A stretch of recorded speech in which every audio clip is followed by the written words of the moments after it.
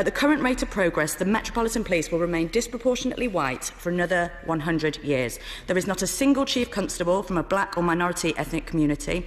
Representation amongst the senior leadership is pitifully low. And during the last major recruitment under the last Labour government, diversity increased, but not fast enough. We cannot wait a century for the police force to reflect our society, so I'd be keen to hear what specific plans the Policing Minister has in place to ensure that this recruitment round will allow diversity to increase far beyond where we are today, because policing can never be effective unless officers understand the communities they police, and sadly that understanding and presence in communities has been profoundly undermined by the last 10 years of austerity, because there can be no doubt that the consequences of the last decade have been severe. 21,000 officers, 16,000 police staff, 6,800 PCSOs, all gone. The consequences of those choices, and they were choices, has been the crime we have seen rising nationwide year on year for the last 7 years. Knife crime at record levels, police recorded violent crime more than doubling, swinging cuts across the criminal justice system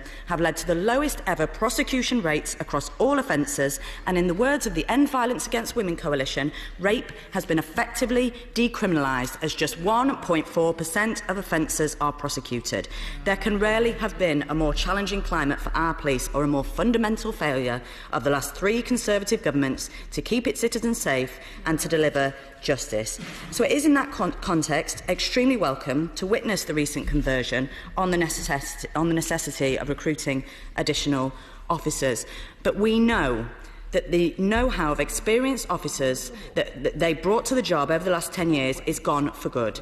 10 years of unnecessary cuts have changed the picture of crime permanently. The former Deputy Commissioner of the Met that the Minister mentioned earlier has found that fraudsters operate with impunity because the police are not adequately equipped to investigate cases, and millions of victims are being failed, whilst in our towns and cities, ruthless, organised criminal gangs now trade children as part of a profitable enterprise. The Children's Commissioner estimates that there are 27,000 children between the ages of 10 and 17 that are part of a gang.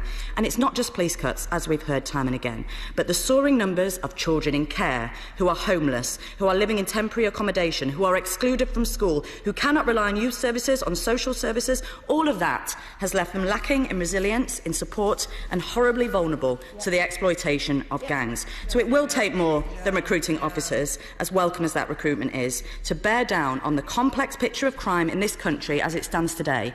And what's more, under current plans, officer numbers won't even be restored to 2010 levels. Resources will be allocated via the outdated and inadequate funding formula, a formula that the government have been promising to reform since 2015. The Minister himself has said, and this is a direct quote, "For many years it has been an unspoken secret, something that senior police officers sniggered about behind their hands, that the formula that was put in place 10 years ago was so manifestly unfair, but nevertheless politically sensitive, that politicians would never have the courage to meddle with it.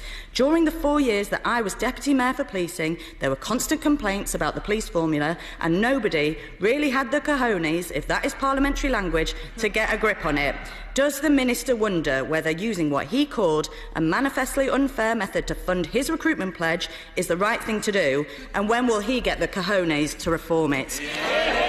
We know that in the absolute best-case scenario, where 20,000 of the new recruits go to local forces, 22 of the 43 forces, many experiencing the most punishing levels of violent crime, will not see their numbers restored. But the reality is that the spending review confirmed that territorial officers will not only be the whole part of the picture, other national priorities will also take their share, which would leave a staggering 25,000 police forces down on where they were 10 years ago.